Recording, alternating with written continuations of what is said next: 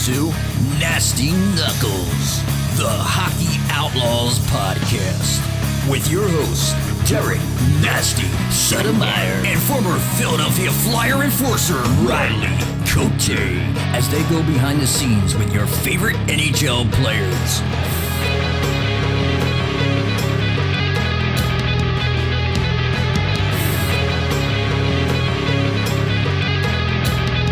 Time to face off.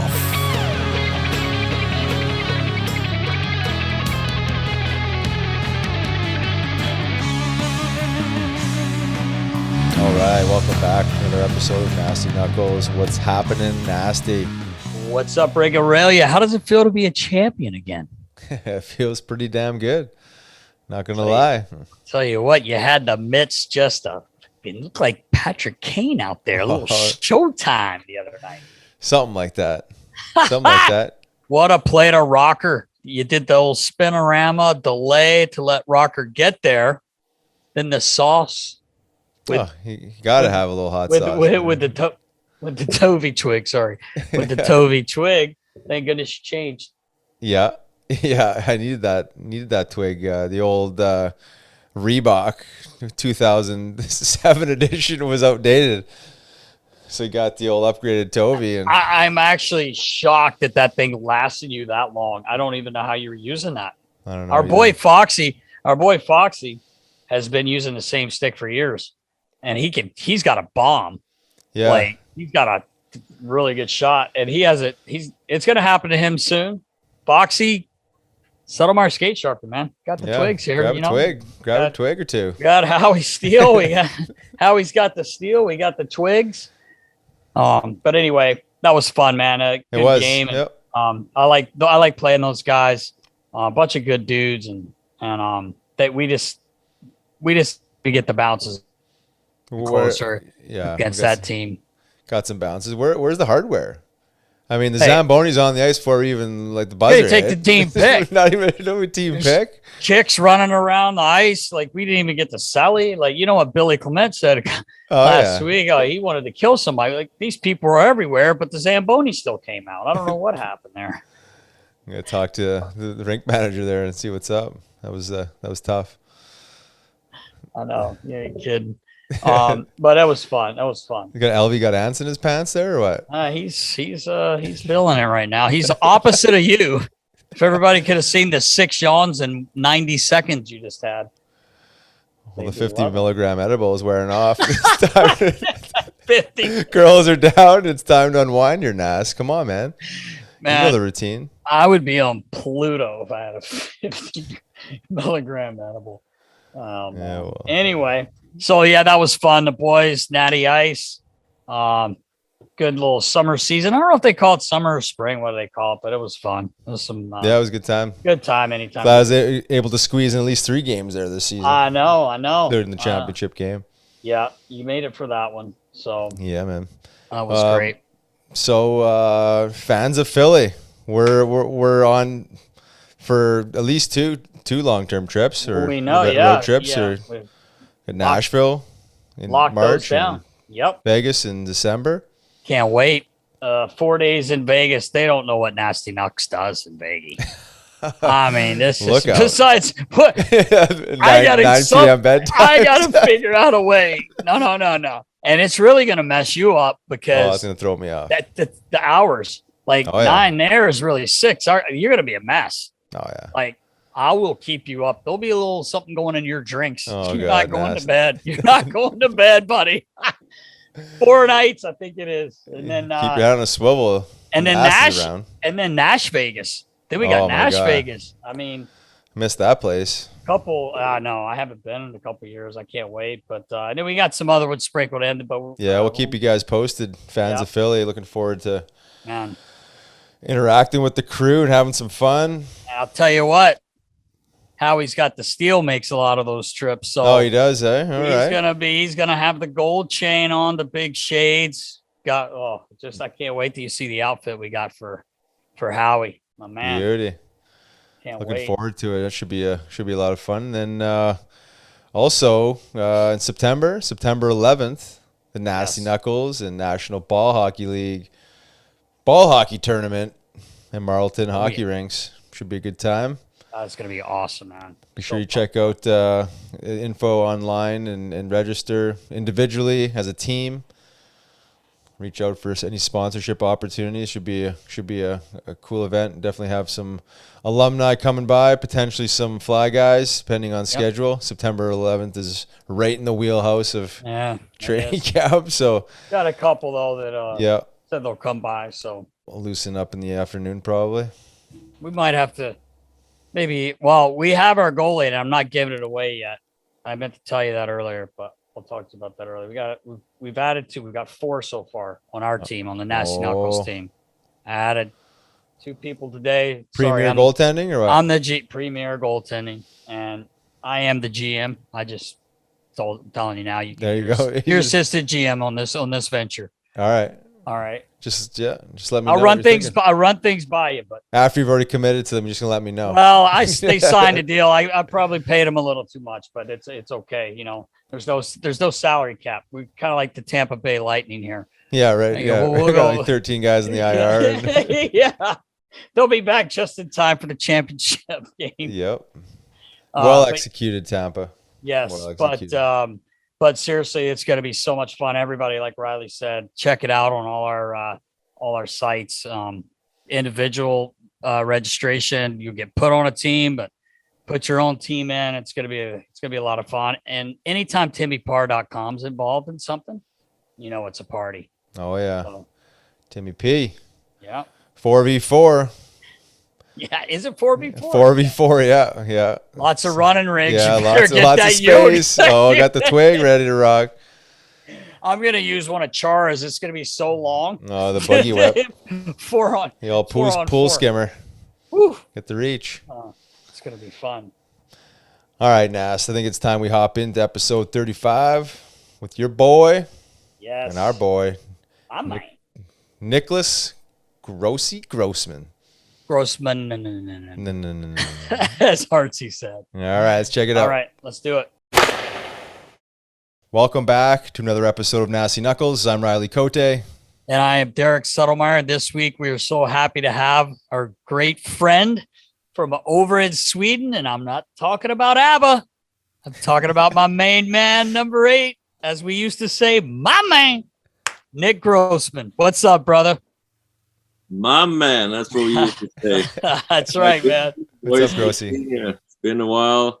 I know. I think last time I saw you, Coach, was on the golf tournament. Oh yeah, it's been a little while. Alumni, Rouse, did you play? Not well. I was there in spirit. Yeah. Nothing's changed. Alumni, I think, a couple years back. So yeah. Man, nice to see you again. Great to be on. Thanks for having me. Oh man, dude, it's our pleasure. We appreciate you jumping on. Sorry about we had a little bit of technical difficulties. It's almost 9 in Sweden, although it's daylight. It's beautiful. So we apologize for that. But Grossy, what the heck's going on, man? Not much, buddy. You know, staying busy.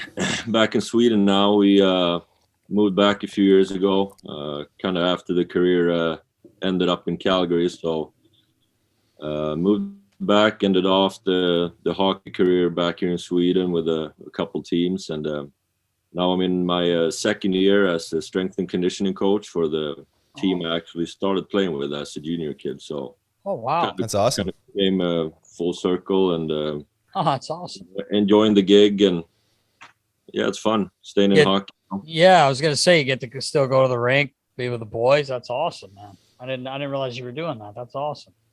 Yeah, that's where you started junior, right? Yeah, started there. We were in Södertälje. It's a team that's been up and down the leagues. Now they're currently playing in the second league, second best league here in Sweden, and so that's where I ended off my playing career. A couple years with them. Kind of cool to kind of wrap it up there before the body kind of said no more, and then took some time to kind of reflect and see what was going on, and the team offered me a job, and actually now the GM of the team is Michael Samuelsson, who's played a lot of years in NHL and for Detroit, Vancouver, and Florida, a bunch of teams. So kind of cool to have him on board too, and trying to get the team up in the best league again. So enjoying that, and then just staying busy with the family. Rita came back to Sweden with me, American born. So wow, I converted her. Yeah, exactly. Yeah, she enjoys it so far. That's great. A couple beautiful girls, 1 5-year-old Nora, and then the youngest one is 1.5 years now. So time's going by, staying busy. I know, man. That's great. And enjoy it, because you'll turn around and Nora's going to be 10 before you know it, brother. Yeah, that's what everyone keeps saying, right? It's the crazy. Truth. It's crazy. Riles has 2 young daughters as well. And I have 2 young daughters, but they're young to me, but they're getting old. They're 24 and 21. Yeah. That's so crazy. Peyton will be 24 in a few weeks, but man, it goes by quick. You must have had them when you were 10, Nast. Exactly. Yeah. I mean, I got I'm sticking around that. Everyone tells me now, everyone's making me feel bad. They're like, you can't go with that anymore. You look too old. I said, all right, I'll go with 40. 40. Hey, you can still fool a few people. 40 was my 40s were really good. I enjoyed them. So I'll just stick with that. Hey, Grossy, was the strength and conditioning stuff, was that something you were passionate about really when you played, or is that you kind of figured out after the fact that you wanted to do that? Yeah, it was always something I feel like was close to heart. It was kind of a cornerstone for me playing. My whole career is kind of looking back, I feel like, being in shape was kind of my ticket of, being as successful as I was. So always kind of interested, and it's kind of funny, obviously you meet so many players and you play with a bunch of great guys, and I keep in touch with a few of them, but it's hard, you're living across the ocean, and you can't really come over for a cup of coffee. So it's social media or by phone. So but some of the strength guys I had over the years is some of the guys I keep almost the best contact with, for some reason, kind of guys that you glued with and had fun with and helped me. And now it's kind of cool to be able to reach out and ask for help and tips. So it's always I was interested by it, and that role came up here with the team, and I just said, what, let's go for it. It's been fun, and been learning a lot. It was a little bit different than I expected.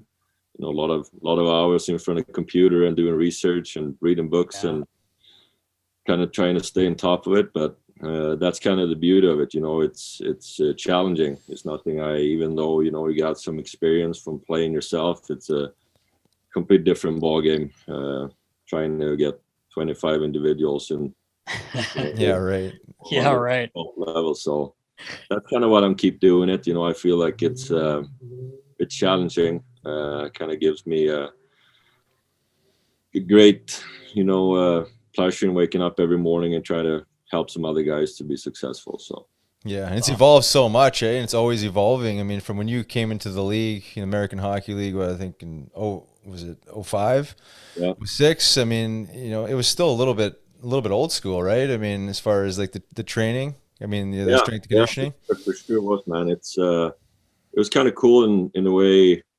From my career, I started 05, 06, and then ended about 10 years later. I kind of had to, or was able to see the whole transformation of the league. It was kind of, I came in when it was still pretty old school, everything from coaching to the way you played, the way you trained. And I kind of was just ending my career when it was becoming to what it is today, right? The kind of modern hockey with the speed and skill. And so it was kind of cool to see, even though it was obviously crappy not to be able to be a part of it anymore, because it was awesome. Everyone would say that.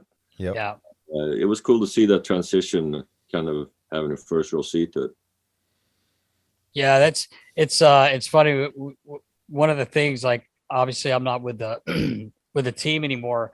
One of the most things that I miss, and everyone usually says, is just being able to be around the boys. At least you're there at the rink, and you're doing a great thing. Obviously, being the strength conditioning coach, and that's one of the toughest things for me is, like, not going to the rink and having that coffee and shooting the shit and laughing. Like, you know, you come sit in my office some days. Some days I'd scare you with a cobra coming out of a cooler. I mean, you know, you just never know what's going to happen, right? Keep you on your toes. I still to this day, man. Someone asked me, hey, you want a drink? I said, no, I'm not going to the cooler anymore. You got PTSD from that. Hey, Grossy had a delayed reaction. He opened it and then he realized there's a cobra and he hopped back, and so now we have it on video. So man, I gotta see that. It was kind of like Chief. Chief was like just focused on the beer. It's like, oh my god, whoa. Yeah, but there was nothing in there but that cobra. I don't know what took Grossy so long. It took him a second, and then he jumped back. Like, what the hell? Oh yeah, no one was expecting that. That's for sure.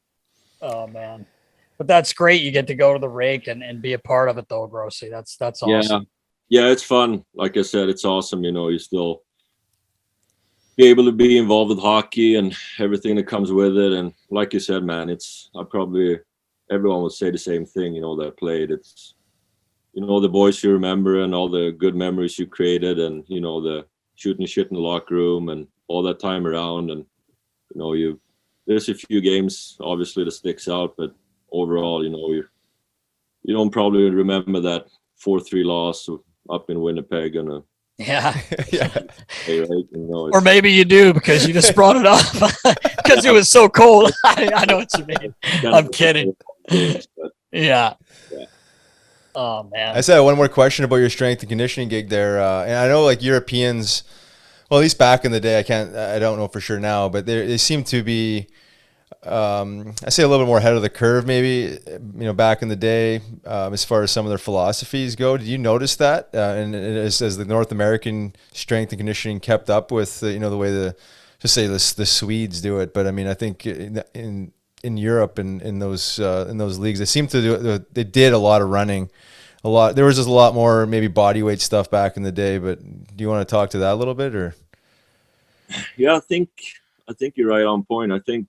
A little while back, it was probably like that. I think today, everyone is pretty tuned in because the information out there is so accessible nowadays. You know, it's a click away, pretty much. Right. So you got to do the work. So I think now it's the tough part to kind of filter everything. You know, what's good for you and your team and your guys. You know, how can you make them successful at work?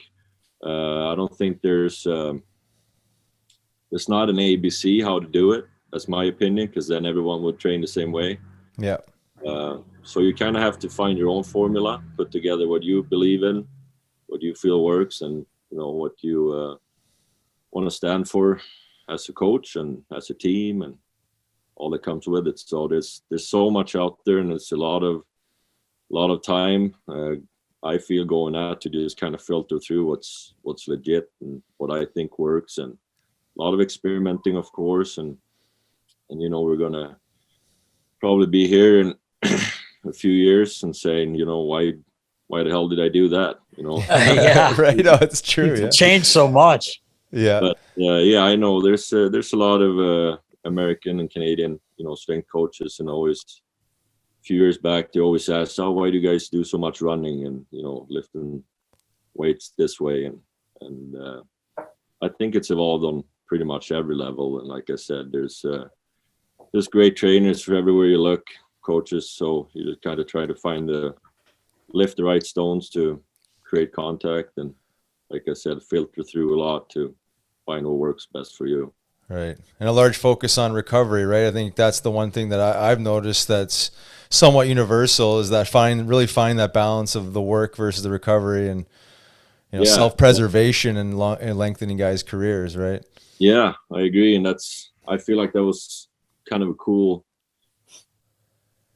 you know, thing that I was intrigued by with the role I'm working right now, because it's not just obviously strength and conditioning; it's so much more into it. You know, it's diet, it's recovery, you know, sleep, just kind of overall wellness, you know, how you feel, the mental aspect of it. That's kind of, I feel, haven't been touched on as much as all the other things, especially over here. And, you know, there's so many different things. You just kind of have to start with one path, go that way, try to learn as much as you can. When you feel comfortable with that, kind of start digging at the next one, and you know, it's a lot, but it's kind of cool because, you know, the sky's the limit. There's so much. You just kind of have to, you know, pick a path where you want to be great at to start with, I guess. Yeah, that's great. I'm fascinated by it all, so that's why I'm asking so many questions about it. I've seen the evolution, and just then I appreciate, you know, the direction it's going, where there's a lot more focus on mental health and, you know, self-preservation. Because I mean, I was in the same area you were, and I was just like felt guilty taking days off, and it was just like run my body into the ground, and that was the way I kind of envisioned being an athlete. Well, that was the way to do it.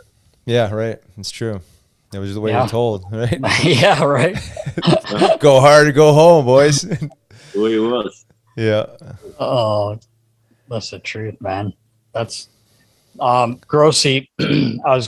Riley, I didn't tell you this, but you know about Grossy, his playing, but he blocked shots like, oh yeah, you know, you're shooting Nerf pucks out. I've never seen it, and I got to know him obviously over the 4 years, and he usually never went down or anything, but he just had this grimace when you knew it really hurt him, which didn't happen very often. But I got to tell this story, Grossy, and I know you probably know exactly what I'm going to say. We're in Pittsburgh the one day, and we had got him these shot blockers, and this was way back, and they were actually pretty damn light, but they were ugly, and Grossy didn't like them, and I would put them out on top of his stall, and I'd come in and I would look, and they were under his stall, like as he's sitting there tying his skates up. So we're in pit, and I don't even remember who would have taken the shot. It's first period. I just said, Grossy, man, I wish you'd wear those. You block so many damn shots. Maybe even if on the penalty kill, you know, or something. They're too heavy. I gotta, you know, I used to make fun of me. You'd say, oh, I'm slow, which he wasn't. I don't need them. I don't want them. Okay. 2 minutes into the game, we get a penalty. So someone just takes a bomb. It's probably Letang or something, and it hits Grossy right on the foot. And he's got to look like he's grimacing, but he finishes the play, comes to the bench, and he's like got his stick in his hand. He's got his head down, and sweat's just pouring off of his head. And I'm like behind him with my towel, and he just kind of turns his head. He goes, "Don't say a fucking word." I said, okay, I'm not. He knew what I was thinking. Put those fucking things on. Hey, man. That's what yesterday. Yeah. He just said, don't you say a fucking word. I'm like, yes, sir. I'm not going to say anything. But you blocked Grossy, you blocked so many goddamn shots. Or have you ever had your feet like x-rayed? How do your feet feel these days from all those damn shots? They're not bad, man. You know, one thing I do remember sucked. I remember taking a shot earlier that year. We lost to Rangers in the playoffs. Oh, okay. Took a shot early, I don't know, Christmas time, and then just kind of lingered, you know, foot was always sore. Kind of played through like everyone does, and then ended up just snapping my foot playoffs. It was like first game too, foot surgery, the whole 9 yards. And that just it was kind of a reality check, like, hey, you know what, should have maybe taken a couple of weeks off, could have played the best time of the year. But like you said, Coach, that was the way to do it. You know, it was kind of like, oh, you're good to go. Yeah, I can play. And you know, it kind of comes with it. You know, it's part of the gig. Yeah. No, for sure. Shots and then not going to feel a thing, and that one little wrister is going to hurt you. So yeah, right. Yeah, right. Straw that breaks the camel's back, right? Yeah, I mean, there's so many guys doing it, and I just felt like the more I put into it and kind of put yourself out there, the less it's going to hurt. So that worked for me, and you know, it was my way of making a living and what I was good at. So. Well, you know, the boys, they, you know, every time, you see it even to this day, is guys block big shot. I mean, just banging on the boards. I mean, it means so much to a team. It's funny, like way back when I had first started, it was after my first year, but it was my second year I was in Philly. And I just remember like someone taking a shot in the foot, And me never growing up playing hockey, I never had that sensation. So I just remember being like, holy cow, like, come on, man. Like, you know, not saying, oh, you're soft, but I'm like, come on, get up. Then I got hit in a men's league game by an absolute muffin. I mean, I could read the puck coming at me, made in Taiwan, and it hit my foot, boys, and I went down fucking yard sale. I'm like, oh, I will never say another damn word again. And I mean, it was a muffin, but you guys are taking those bombs off the feet. And Riley, I mean, I know you did the same too, but Grossy was, like you said, no, Grossy, like that, you know, he was such a good defender and he put his body on the line every night for the team. And I just used to cringe, like, but I did laugh my ass off. I had to put the towel up on my face when he looked at me. It's because he knew exactly what I was thinking that night. Did you ever adopt the old shot blockers after that? Yeah, it was kind of on and off for me. You know, I just kind of, I mean, man, I was slow enough as you and me both. Stuff dragging me down. I was like, you know, keep me as light. I mean, as, you know, freaking changing jerseys for me every period. Yeah. He was a sweater. Like, getting heavier than this, man. You got to change him out. Yeah. But yeah, I kind of threw him on. You know, if you had a kind of sore foot, you threw him on for a few games and then just kind of got rid of it. It's funny, Grossy. We got a few years ago. They made it mandatory. Like Hexy, Flyers, right? Hexy made it mandatory. But you know what? He wasn't the only one. Anaheim, you saw Getzlaf and Perry wearing them. I mean, everyone out there was wearing them. Yeah, they got better, right, as they evolved, right? They're clear. They're not as the ones that we had made. I forget where I think the guy actually was in North Carolina that made us those. Because I remember Lavi making me order a bunch for practice, but I carried Grossy a pair just because he blocked so many damn shots. Right. So I always had him in his stall, but I'm surprised you just didn't throw him away, Grossy, because he probably got sick of seeing them. But we adopted that. So yeah, but I think that's what a lot of teams do. You see like all these extra pads and gloves now, and going to make it, like I said, mandatory. Because I mean, if a team misses a certain amount of guys, you know, from shots, you know, that's exactly. Yeah. They'd probably try to do whatever they can. Right? How do you justify that, right? You got $10 million, $15 million on the sidelines. It's like, yeah, exactly. So I mean, if it can help a little bit, why not try it, right? Yeah, exactly. 100%. Yeah, I think it just took guys getting used to it. And guys are so sensitive with their equipment. It just like, you know, takes some time to adjust. Again, the weight, the clunkiness. But yeah, I feel like hockey players are like animals of habit, right? You know, you're used to one thing and it's not to break. So if you don't do it, start a season, come camp, it's kind of like game over. So, but yeah. One of those things that just needed to happen. Again, like if you as a general manager can do your part in protecting your players just a little bit more. Again, in this case, it's like a $15 piece of plastic. They probably charge $100, but it's something simple. Yeah. It's something simple that works, right? And the way the guy's shooting the puck too these days, man, it's like not that they weren't shooting it hard before, but man, it's like. Take one of those off the foot, right on the top of it, you can blow that thing up. So, I mean, I get it. Yeah, for sure. Grossy, talking about as Riley and I were talking a little bit about some of the coaches you had. Who was one of your favorite coaches? You played for Tippett twice, right? Did you play for him in Arizona? Was it Arizona and Dallas? Yeah, that's right. Tippett was my first coach in Dallas. Had him and Crawford there for a year, but Tip was the one I had the longest time there in that stint. And then how was Crow? A little crazy. I mean, and I'm not like saying anything bad about him. I just he always seemed very intense. Like but I mean, he admitted it himself. It was just like I was kind of lost it there for a second. Start throwing F-bombs around everyone, ripping you. And remember, like he was on me. It was a kind of funny story. We had a back-to-back 2 home games. Second game, I was horse shit.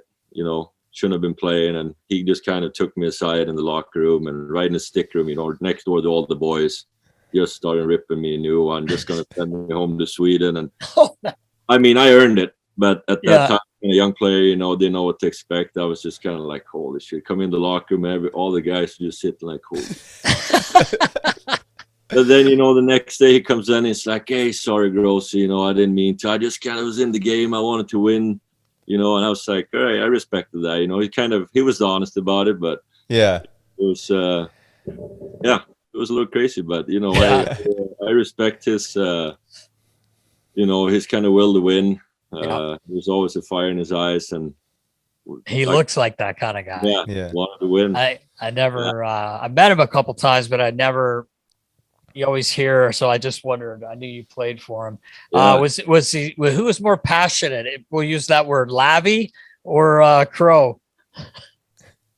You know, they're both up there. I Lavi too, man. He's one of my favorites for sure. Yeah, like, the passion just you know, glows out of him. You know, it's the way he can pump up the boys. You know, I heard the boys on your podcast earlier talking about him, and it's true, you know, the way he can get the guys riled up before games, that just kind of, you know, you're sitting there shaking, and it's when you sit there, and I think that's what it's all about. And I like playing for Lav. You know, he kind of made me personally, I think, play my best hockey for my career. You know, it's kind of a fun offensive game he wanted to play with lots of speed and skating. So it was kind of a little outside my comfort zone, what I've been used to from coming from Dallas with, you know, tip coached, a very defensive system, and kind of a stay at home for us more defensive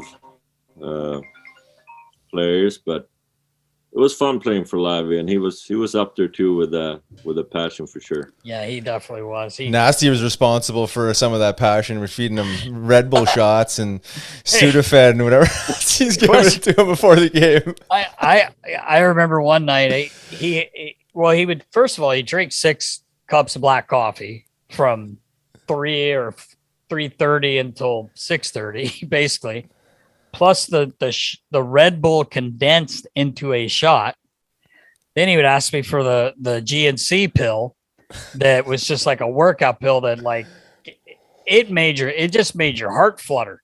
And I remember the one night he was on fire, and 2 minutes into the game, someone turned around to me and said, Nasty, stop giving him those fucking pills. I'm telling you, you got to stop. And I'm like, what do you want me to do, man? He's coming to me. I got to do what he tells me. And then Chief's assistant coach, and he says, this guy's going to go down right on the bench. He's like, look at him. He's as red. He's red as a baboon's ass. He is going down, man. And he goes, you got to stop giving him that shit, man. So, man. Up, right?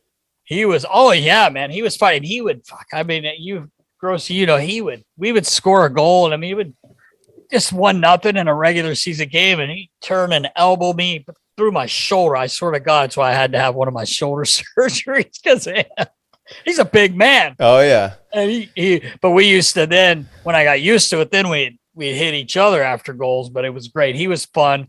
And like you said, Grossy, we had talked about, I would kind of like try to hang in the room if I could, just before games, just to listen to him, because he gets you so fired up. Yeah, he's a good speaker. He was such a good speaker, man. And it was never like it was the same thing either. No, he was prepared. 80 plus games, it's hard to come up with something, you know, different all the time. I mean, but I enjoyed him as well, Grossy. Yeah. Him pacing up and down the hallways before games, man. I thought I was anxious before games. See this guy, he made me look calm. I was like, wow. You had a few black coffees in you too, Ross. Yeah, I definitely did, yeah. But I like Lavi a lot too. I mean, as far as like in my career, he taught me a lot of stuff I didn't want to hear. You know, he had a lot of conversations I didn't want to hear, but nonetheless, I appreciate his philosophy and him being honest enough to tell you you're fat and you got to get leaned out. That was the beginning of my leaning out mission, and it was all because of Lavi. Yeah, well, there you go. I appreciate him. Yeah, man. Just speaking of coaches, I saw that you were working with John Slaney in Arizona. How was that? It was awesome, man. Yeah, think he's a great guy, and I had a blast. Same thing there with Tip. That's where we kind of got reconnected. He was coaching in Arizona my 1 year there, and great assistant coaches, and Slains was one of them, and super cool guy that's kind of kept it easy around the boys, kind of keeping guys loose, I think, joking around a little bit. And it was a good crew, and even my time there was I didn't want to leave Philly, to be honest. I still have 1 year left on my deal there, but that's business, and we all know about it, and ended up going to Arizona. We kind of had, I think we had a great team, actually. We were really close to making the playoffs, and small margins kind of didn't make that happen. And right after that, a lot of big changes happened again, just like it is, when you're not successful. So, right. But we did have a good group, a lot of older guys that's been around, and Donor's been playing for 200 years. And, yeah, right. How was he? And like, I've met him obviously, but how was he in the room as a captain? Donor is probably one of the nicest guys you'll ever meet. Yeah, I heard that. Off the ice, the most, I think, unselfish guy I ever met. Wow. Just always kind of having everyone's backs, making sure everyone's happy, taken care of everywhere, from the stick boy to the best player on the team to the ballet guy at the ring, like you name it. Yeah. He made sure of that. And then his passion for the game is unquestionable. It's right. How long he played and how much he cared. So I couldn't say enough good things about him, and was fortunate enough to be able to spend a year with him. It was kind of cool. So that was probably me. Oh, okay. I was going to say, where's Elvis? Elvis, what'd you do? Something. He blew something up. Something's ready to microwave there. Something blew up. I don't know what it was. Roz, I don't know if you know this, but Grossy played with Downs. He was in Arizona at the same time. Old curveball. Oh, Downs. I'm not sure how long he was there, but I think I saw he only played a handful of games, 20-some games or something. But we had Steve before Grossy. You didn't play with Steve Downey in Philly, did you? Yeah, I did. You did? Okay. Yeah. If I'm not remembering, or my memory's too off, we played together in Philly, and then even in Arizona. Yeah, that's what I was saying. You got to play with the curveball there, where you got to play with him twice. I didn't realize he was in Philly when you were there, but okay, that makes sense. Yeah, he's a beauty. It's a beauty, that's for sure. Now we spent some time together, actually, off the ice too, and great guy. And same thing for me and him. I think our kind of careers dwindled down around the same time, so kind of hung out a little bit, like I said, off the ice too. So it was fun to spend some time with him. Yeah, he was a funny kid, man. God. Is that where you wrapped up? I know you got sent down, I think, from Arizona. Springfield might have been their minor league team. I feel like concussion issues. So. I think so, yeah. We kept in touch a little bit right around that time, and then I wasn't sure if he kept playing anywhere else, but I think that was his last year, because I seen him. I was coaching the Phantoms there, and I seen him in Springy there, and he wasn't doing great. I think he had some lingering concussion issues, and I don't know. You could tell it was the end of the road for him. But yeah, I mean he played that way too. Played I'd say probably half of his career, or started off a little different role, and then kind of had to play a different style, to get a job, like a lot of guys have to do, and took a lot of beating, and concussions, like you talked about. So yeah, he was a battler, that's for sure. He was, man. But I don't think people realize how good of hands and vision he actually does really have. Like his passing with his long stick there, man. Yeah, but Bugsy, Ryan Malone said that when he was in Tampa. He said people don't understand from the hash marks in. He goes, this guy's sick. He's like he's got sick hands. Yeah. But I'll never forget Downs hitting poor Dean McCammon behind the net in a preseason game.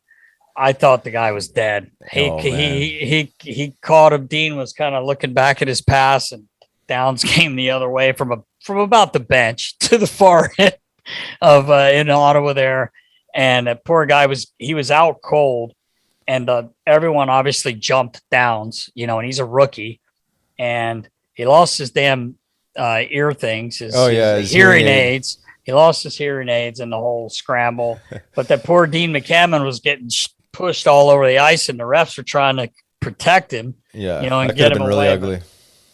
But Downs was a beauty. I had forgotten 25 games for that. Yep, he did. I had forgotten that Grossy, that you played with him in Philly, though. I totally forgot that. I was thinking he was before you, but he came back, didn't he? He came. We got him. He was twice in Philly. That's what it was. Yeah, that's the second time, and we played, I think, last of that season together, and then we kind of drew him back into Arizona for a season. So yeah, I remember the one day Downs, he'd gone to the doctor and he had his hearing aids adjusted, and he actually ended up having surgery to fix his ears a little bit, right? Mm-hmm. But I'll never forget. He had gone to the doctor. He got his hearing aids turned up or fixed or something. And the boys come flying out and the music goes. And he took about 3 steps and he slammed the brakes on and he came right back. And I'm just closing the door. And gloves come off. I think he's going to grab me to fight. I don't know what he's doing. Gloves come off. And he starts messing with his ears. He's like, I can hear the fucking lights buzzing. Their tapes were turned up so loud. The LEDs. Oh my God. He's like, it was ringing so loud. He said, I could hear it. It wasn't, I'm like, the music too loud? He goes, no, I can hear the fucking lights. He's going, fucking buzzing. I was like, so he took them out for warm up. Turn up the frequency. Oh my God. They had to turn the things down for a poor guy. But he was a good man. He was a good man. Grossy, I was going to ask you, and this is shifting topics here. You play 6 years in the NHL, and then I think you come to Philly, and then they finally figured out they were spelling your name wrong on the back of your jersey. I couldn't believe it. So I think I had gone online or something. Grossy, do you remember me coming up to you in a morning skate, and I said, "Is your name spelled wrong?" And he was like, well, that's how they spelled it in Dallas. I'm like, yeah, but you have 2 N's. And I went off, of course, of what I saw of him in Dallas. And he goes, well, it's 2 N's. I'm like, well, we got to change this, man. Like that's it's like leaving the E off my name. Like, sort of Murr, No, it's true. It's crazy. To start off that answer, that's why Scotty Hartnell always called me Grossman and thought it was hilarious. One of those things, was been misspelled my whole life, pretty much, from everywhere going to, freaking grocery store to the bank to whatever. It was always misspelled either way, different. And usually that end was missed out. Come to Dallas. Or playing in Iowa, called up, got my name on the back, 1 N, first game, NHL. I'm not going to say, hey, change my name. We'll send you back down, kid, if it's not good enough. It's kind of like, you know what, I'm here, I'm going to play. I'm not going to say a word, being the way for someone, I just kind of went with it. I didn't really care. Like, it was just kind of obviously now when I'm older, I should have gotten it right from the start. Oh man, I felt terrible. Like, we didn't go long though. We only went like a couple days, I think, and then we. Yeah, no, you were right on, man. You caught it right away, and it was kind of smart, man. It was kind of like you had 2 careers, Just, right. Guys, yeah. You put in hockey DB with the 1 N, and then you could put in the Grossman, and like that Gartsy said. Yeah. But it was crazy, Ryan. I was like, I couldn't believe that. I'm like, why? Like, he's just too damn nice. Like, why would he say something, man? It's a testament to your character. It's his name, man. It's like people still can pronounce it. It's not like it's that off, but I mean, someone should have caught it there. I mean, it didn't have to be you telling them that they spell your name wrong, but. At least they found. At least you got it, Nast. Got it. Yeah, we got it. Right. Finally. We took care of it. Yeah, all those hockey cards, all those jerseys, they're all like probably worth 10 times more because they were. I have to go through Elvis's collection here and try to find one with one end, see what we can get for it, Grossy. Yeah, right. We'll experiment on eBay. Yeah, right. I was gonna just ask if you kept in contact with some of the Flyboys there. I know you mentioned that, you know, whether it was strength and conditioning guys or whatnot, you had some calls and some Zoom calls and stuff. But if any of those boys you kept in contact with? Yeah, a few guys. Not as many as I want to. It's tough. It's some guys who, you know, you become best buddies for a short period of time in your life, and you just kind of wish that, you know, I'm better and the other guys are better, keeping in touch. But, you know, there's a few guys like, the Shen brothers, you know, we kind of shoot a text here and there, see how things are going. You know, Matt Reed, played together with him a few years, seeing what he's up to.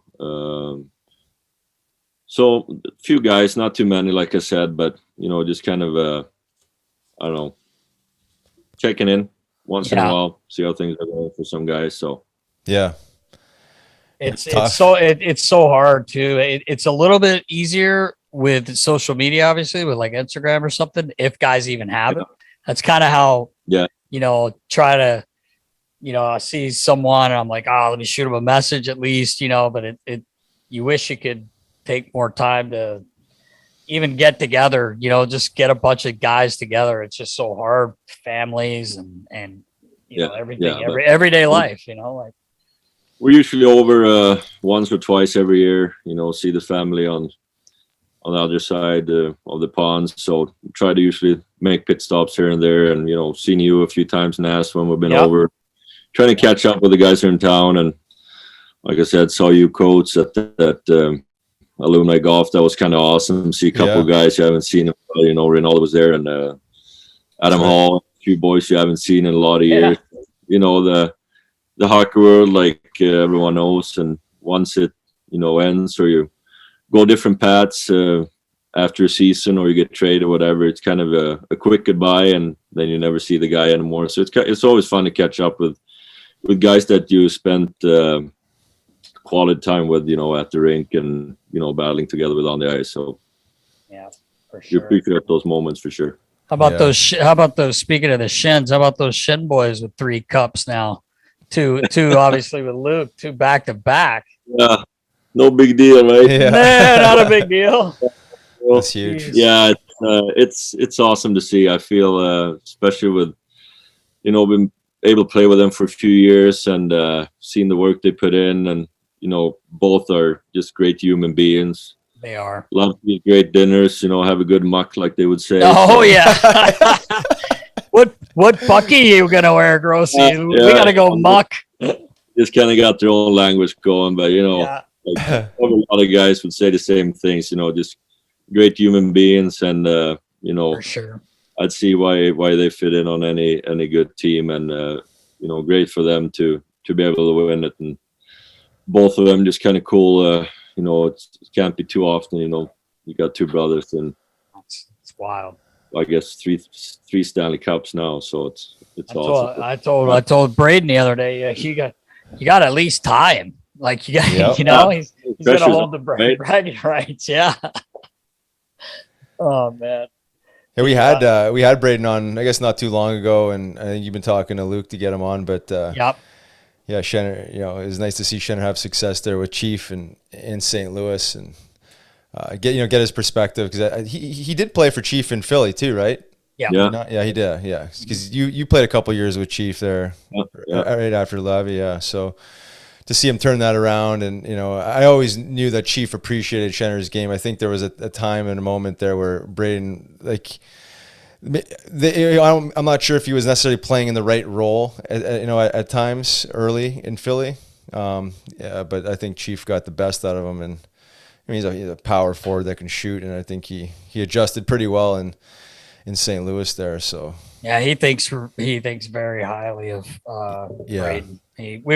Chief just got married this weekend, Grossy. Oh, really? Yeah. So I was there. We were talking a little bit about Braden. He just, you know, he loves Braden. He's just a huge part of their team, and which he is. Oh yeah.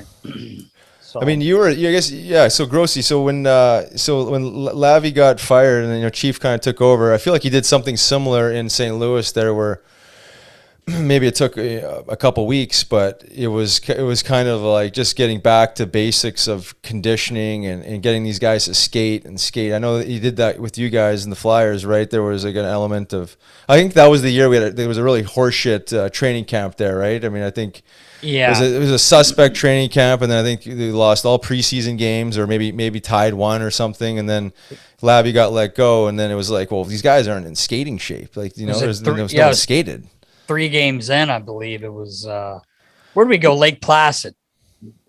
Yeah, I remember it went quick. Felt like Lavi didn't really have any leash to work with at all. Right. It was 2 games in, a couple bad results, and it was big change. And I'm pretty sure it was Holmgren was in charge at that time, and even he said it openly, like, this isn't an easy decision. Try to. Right. Let go of people you like working with, but yeah, I mean, it was a change for everyone and a wake up call for sure. So yeah, Star Boys, it's me. Keep Elvis just cruised through. I thought he did something again. Your Pop-Tart's ready. Thought he hit a cymbal. Yeah. On his drum kit. No, but it was. I really like playing for Chief too. It was no bullshit. It was straightforward. It was super honest and.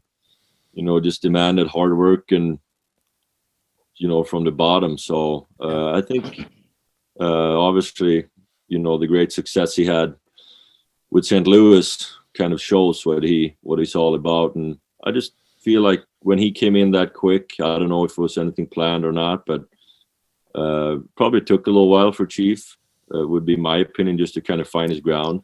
I've been an assistant for a while, kind of having a different role with the guys, and then all of a sudden put on a different face, if you want to say so, a little more serious and kind of hold guys more accountable. And I think it was kind of a challenge, but like I said, obviously he's shown what he can do now. And, I was super excited when they ended up winning it, and just the season they had with the turnaround, and it just kind of speaks for itself. So. And they turned it around on us here in Philly. That was where it happened. Right. The boys went out Grossy, old school. They just went out. They had a night and they played guilty, and it was Bennington's first game, I think, up, and I think they shut us out, if I'm not mistaken. I think it was 3-0. They beat us, and then they just went on an absolute tear. Yeah, yeah. That was something it special. Usually works. Yeah, right. Yeah, exactly, right. It really does. The old Bender. Yeah, the boys back together.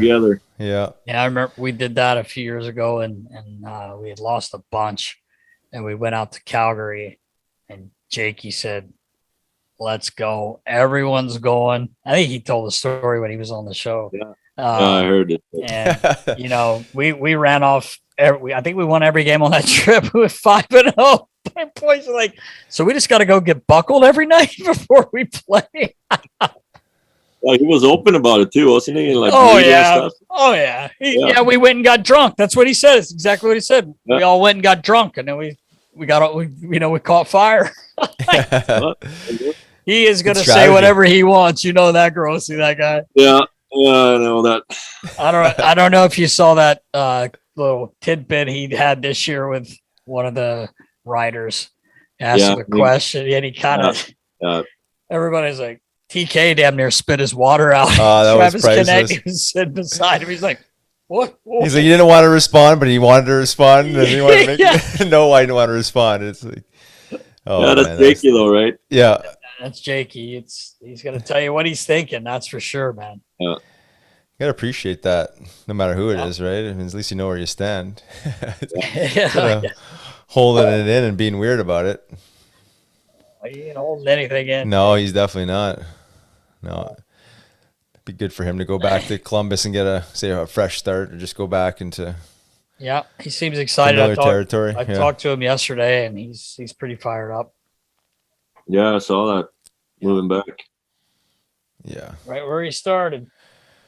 I think that's always good after see guys get stale in certain organizations. I wouldn't say stale, but it just like sometimes just going to a different place. And well, in this case, he was there. Yeah, I think he was probably ready at the start of this past season. Right? I mean, no, I hear you, man. I feel like just my own experience being in Dallas for a little longer time, in the organization for like 7 years, and great team, played pretty good hockey, but it's kind of like an unconscious being comfortable feeling, Comfortable, yeah. That's what it is, right? You kind of do it without noticing it yourself. And, sometimes you just change the scenery, it just makes wonders, like I really enjoy my time in Philly and felt like I kind of played better and developed a little bit. And I feel like that's what happens to a lot of guys, kind of different voice in the room and a few different teammates, and all of a sudden you see the guy just pop off. Well, Grossy, I think once you got to Philly and we met, I think you're like, oh, my game's going nowhere but up now. I can have you around, man. No other choice. I'm kidding, buddy. I got a question about Matt Niskanen. What did he have? What kind of car? Something happened with a car with him when were you there then in Dallas? Yeah. What was that? Yeah, we were actually. Yeah, me and Niska were roommates in Dallas for a couple of years. Lived together. Another awesome guy. Can't say good enough things about him. And Niska was kind of a farm boy. He wore what he wore, ate what he ate, drove what he drove. Didn't care much. Yeah. And he had this I think it was a Sunfire. Pontiac Sunfire? Maybe. Yeah. Sunbird was Yeah. Something, I don't know. Year model 88 or something, who knows. Washed him forever, never cleaned the thing. And boys were kind of on him all the time, like, dude, like you're playing in the show, like, get some new wheels, like, come on, And he just didn't care, he drove that and he was fine about it. And I think one day guys had enough, so we were hitting the road, park outside the airport, and then jump on a plane, get ready, and then I think it was Brendan Morrow, who was the captain at the time, and just kind of came up to Niska and said, "Hey, the valet guy kind of smashed your car a little bit, so we need to take it in for repairs." And he's like, "Oh shit, all right, whatever." So we're on the road for like 2 weeks, all over the place, and then what they were doing at this time was taking it into this like, pimp my car kind of place. And like, neon lights under it, put a big 5 on it on the sides. It was like a race car. I think they even wrote like Niskanen in the back, like all out on the car. Just like the show Pimp My Ride. Yeah, right. So then we come back, we land, and everyone's just kind of like, what's going on? Is the car ready? And then he says like, you know what? They couldn't get it ready in time. So, you get in a couple of days. A couple of days later, we had this practice in this, like a third rink for fans, just kind of not the normal practice rink. And we'll go through the practice, and afterwards, everyone sticks around, and just the Zamboni gates open up. And everyone's like, what's going on? And then his car gets driven out on the ice, all decked out, the whole shebang, neon lights, music's blaring. And everyone's just seeing the reaction. Everyone just start dying on the ice. What's going on? It's like, it's Niski's car, and just didn't know how to react, right? Like, it's my car. I kind of love that car, but now it's, I kind of love that car. Yeah, I mean, he jumped in it with full gear, drove it like a lap around. That's great. Yeah, lap around the ice, and then that's a good sport. Driving that for like, I don't know, 2-3 weeks, man. Like pimped out like that, yeah. Downtown Dallas, like stopping outside the restaurants, everyone's waving at him. Hey, but in the end, he's so quiet too, right? Like he's kind of a quiet guy. Yeah, I mean that must have been uncomfortable for him to kind of wherever he was driving. But they ended up, I think, auctioning it off to like charity. Oh, cool. I think they got like a pretty cool amount to go to good charity, and I guess Niski had to buy a new car out of it. That is classic. He was Sunfire. And that was all the veterans was behind that one. So he told me about that when I was last year when he was with the team, and oh god, I was laughing. I couldn't remember exactly how they did it though, but that's perfect. Yeah, it is a good one. Oh man. And you're right, Grossy. He'd come in every day and just like some old sweats, some camo, what do you call those? The shoes from, I think they're from Sweden, the Crocs. Yeah. The camo Crocs. Oh yeah. Like t-shirt, hat, like, yeah, what's up? You send Niski, like, send him a text, like, like a paragraph long, and then he'd be like, okay. Wait, you didn't answer the question. I asked you a question, Niski. Yeah. Oh, yeah, that'll be good. Something. That was his personality, man. I got to know him really well and living with him for a couple of years, and even playing together. I don't think he got his full potential out in Dallas, and then once he got moved to different teams, then you could really tell what he was all about, and what he had.